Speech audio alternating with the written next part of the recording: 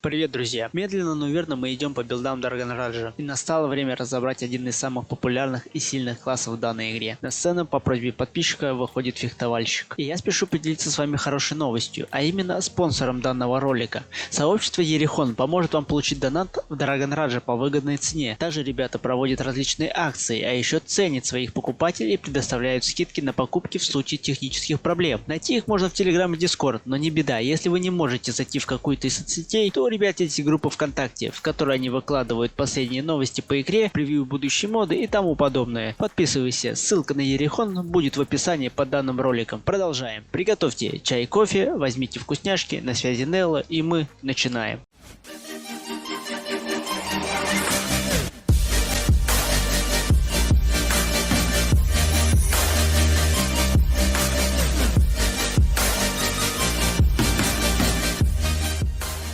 Начинаем мы, как обычно, с беглого разбора класса. Фехтовальщик. Воин-ассасин. Основные атрибуты: конституция, сила, ловкость. Один набор умения, что делает его простым в использовании и изучении комбинации. Мобильный и живучий класс. Имеет огромный разовый урон. В профиле можно наблюдать, что он имеет прирост физической атаки, в отличие от других классов, так же как и имеет прирост урона от крита. Но ядро имеет более двух вариаций, давайте рассмотрим. Баланс сборки: 9 камней огня, 5 камней ветра, 2 камня воды. Или же 9 камней огня, 5 камней воды, 2 камня ветра. Хоть данный класс из-за своей пассивки имеет фиксированный КДР, но игроки делают большинство упор на проницательность, для того чтобы иметь и урон, и повышенный пробой. ДПС или же на урон сборки имеют следующий вид: 9 камней ветра, 5 камней огня, 2 камня воды. Или же 9 камней воды, 5 камней огня, 2 камня ветра. Какую из вариаций использовать, либо урон от крита, либо уходить в пробой, решать только вам. А мы переходим к настройке крови. На удивление, настройка выглядит идентично, как для ПВЕ, так и для ПВП. Отличия будут только в вариантах: в настройках билда поставить для ПВЕ очистку «Убить дракона», а для ПВП «Фанат войны».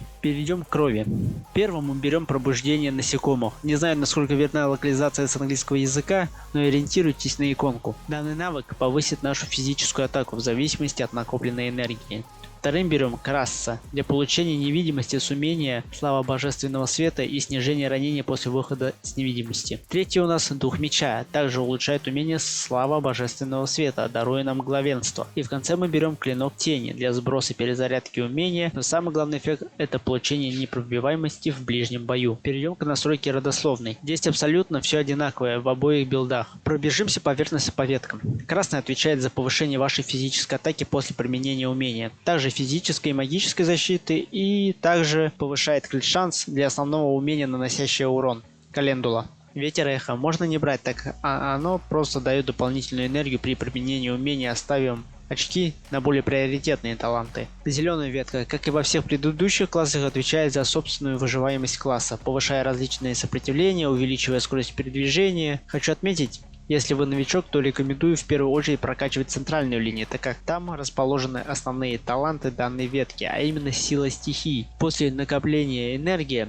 применения умения воли элементов, вы получите шанс выбрать один из 4 бафов 4 стихий. Ветер увеличит вашу физическую атаку, огонь даст эффект разъяренного пламени, земля снизит по вам урон, а вода снизит перезарядку умений. Переходим к синей ветке. Она отвечает за наложение различных дебафов на врага и получение бафов для себя. В приоритете вторая линия и третья линия. Если будут свободные очки, то можете улучшить и первую линию до конца.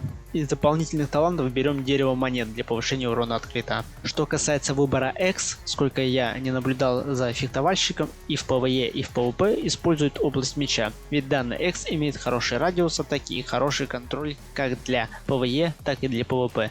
Против других игроков X работает очень эффективно, снижая их защиту, выносливость и главенство, лишая их возможности убежать из-под вашей атаки. Также баф получаете и вы, получая прибавки к физ атаке во время действия X. На этом разбор фехтовальщика подходит к концу. Спасибо, что досмотрели ролик до конца. Не забудьте поставить лайк и подписаться на канал. Это мотивирует меня дальше выпускать для вас ролики. Также поддержать канал вы можете и финансово. Ссылка на Donation Alerts будет в описании. Всем до скорых встреч. Увидимся в следующем видео.